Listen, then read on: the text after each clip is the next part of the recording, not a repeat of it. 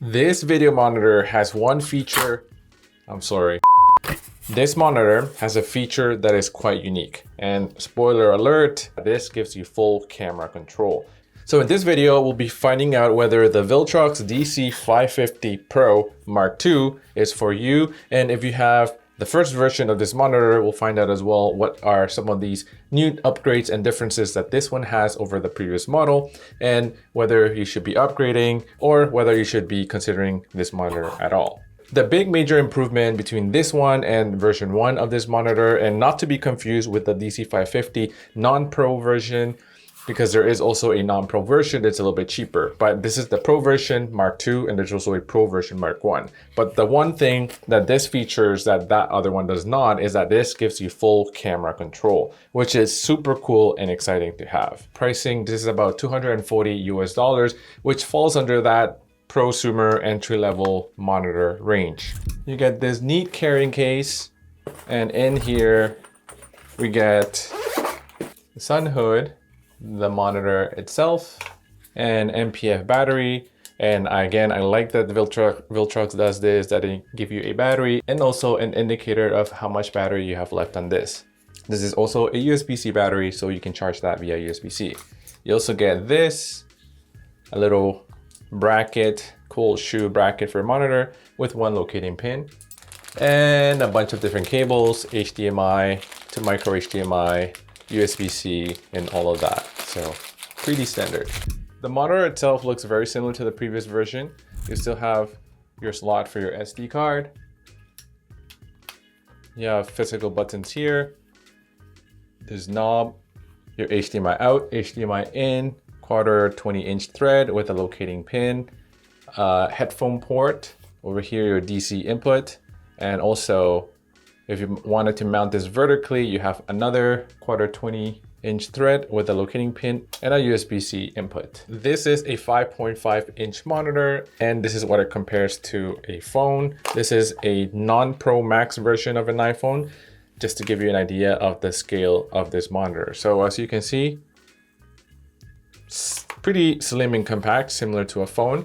This has a resolution of 1920 by 1080p. So it is not a 4K monitor in that the screen is not a resolution of 4K, but this monitor does allow you to monitor a 4K signal up to 60 frames per second. In terms of brightness, this has 1400 nits, which it's pretty decent, not the brightest, but with the sun hood, it's probably usable in very bright sunny conditions. So let's talk about some of the new features that this has. The first one is the new user interface. Now you get a vertical user interface when you rotate the monitor, and this is extremely useful when you're shooting vertical content. So now your neck's gonna thank you. The operating system and the menus have been improved. In my opinion, navigating through the menus on this monitor was a little bit more easy and more intuitive. There's also now a built-in gyroscope for automatic image orientation detection. So this supports menu rotation of 0 and 180 degrees. You have image flip, and also a 0, 90, 180, 270 degrees image rotation. There is also a new feature called onion skin. So to access the onion skin feature, you have to go to monitor and image overlay, and this is where you'll take your screenshot. So earlier I had a card here that's 128 gigabytes, and because of that, this feature was not working at all. So I switched it to a card of 32 gigabytes, and that seems to work now. So that's something to keep in mind. So once you're here, tap on screenshot, and the camera will take a screenshot of that. You can browse, and you're able to now select from the screenshots you have, toggle that opacity so you can frame your new shot and do like a little match cut if you needed to. You now have also HDMI 2.0, which allows you to transmit more bandwidth and also high frame rate video signals. So you're able to transmit now up to 4K and 60 frames per second. And as I mentioned before, keep in mind that even though you have HDMI 2.0, the screen itself, it's only 1920 by 1080. So don't expect to be able to view 4K directly in here. So keep that in mind. Viltrox does make another monitor that's a little bigger, and it's a lot brighter if you use it a lot in outdoor scenarios. I think that's the A1, but yeah, I'll be linking that in the description below for you if you wanted to check out a very super bright monitor. Startup time takes about 15 seconds, give or take. You can press into this button and then you'll access the menu here at the bottom, which has been improved, which is really cool. You can press in and you'll access those settings. And as you can see, you get all your typical professional video monitoring tools that you would need. So you can toggle through the different settings with this knob, or you can go completely touchscreen and then just adjust your settings however you need.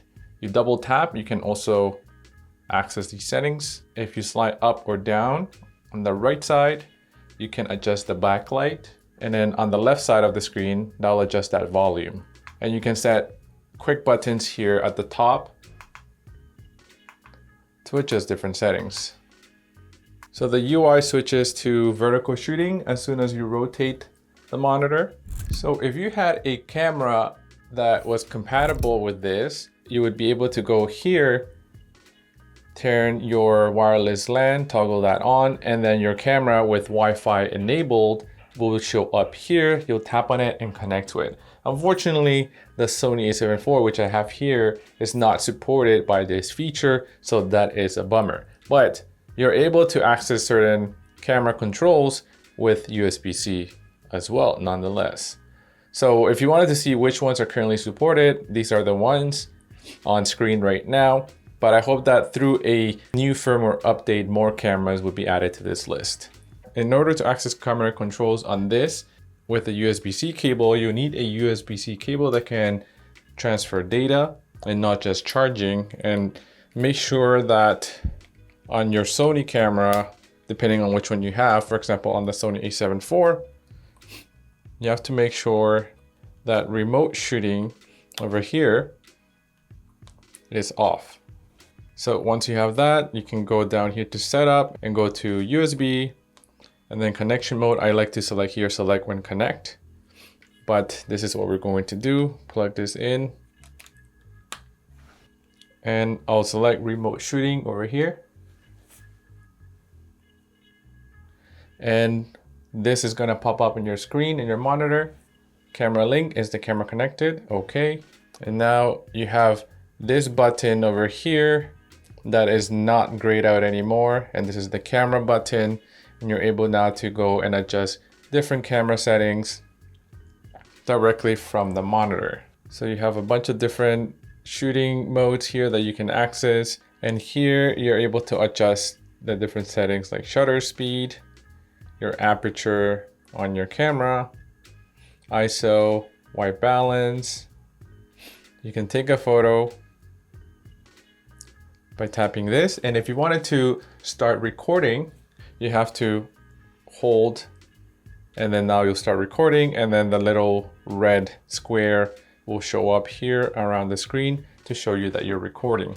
One thing to keep in mind though is that if you have this to control this via USB-C, then the brightness of the monitor is going to be maxed out at 600 nits, and that's a considerable reduction in brightness. Another thing to keep in mind too is that the fan is going to set up in the highest level whenever a USB-C cable is plugged in as well.